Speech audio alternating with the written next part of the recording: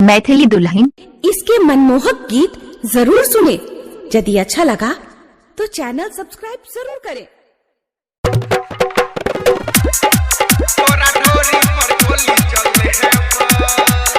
DJ सत्यम मदना बाजार।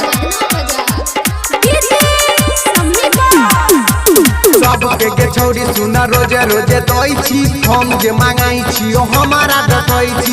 सबके के छौरी सुना रोजे रोजे तोई छी, हम जे मांगाई छी ओ हमारा डटोई छी। एक बेर देबई त खुश कर देबो ये छौरी, ने तो चोली पर गोली चले है वो ये छौरी, तोरा ढोरी पर गोली चले है वो।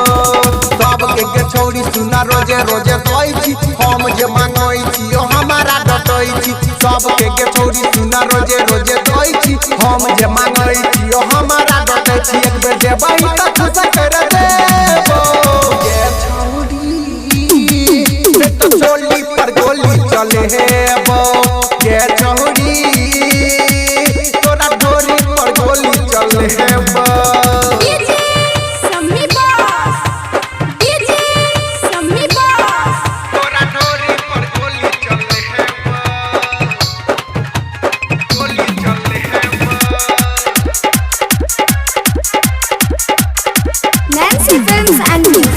तोरा पीछा कहते है दिन से लागल छियौ गोरी, तब किया बुझही नहीं छे हमारा मजबूरी, हमारा मजबूरी।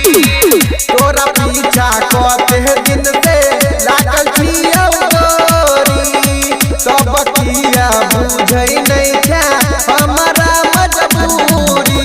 होठा में गे छौरी होठा लाली लगा के, कान में गे छौरी काना बाली लगा के, मुँह में गे छौरी फेर लबली लगा के, देखे छे त चले छे हमहू चमका के।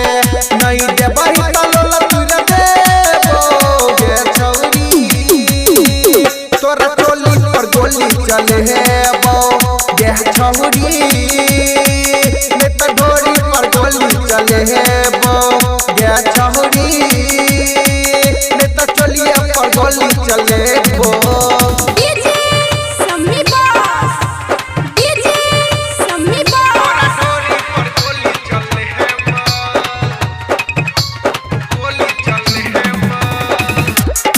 Presented by Nancy Films and Music, Chandraincha।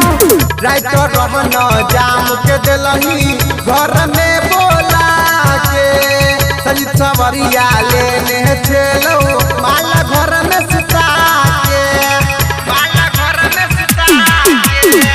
Writer रहन जाम के दिलही घर में बोला के, छोड़ा राहुल वाले ने चलो नहर पर के बैठा के। राजा अफरोजा के डाटा के भगेलही, डीजे समी के अपन चटानी चटेलही। राजा अफरोजा के डाटा के भगे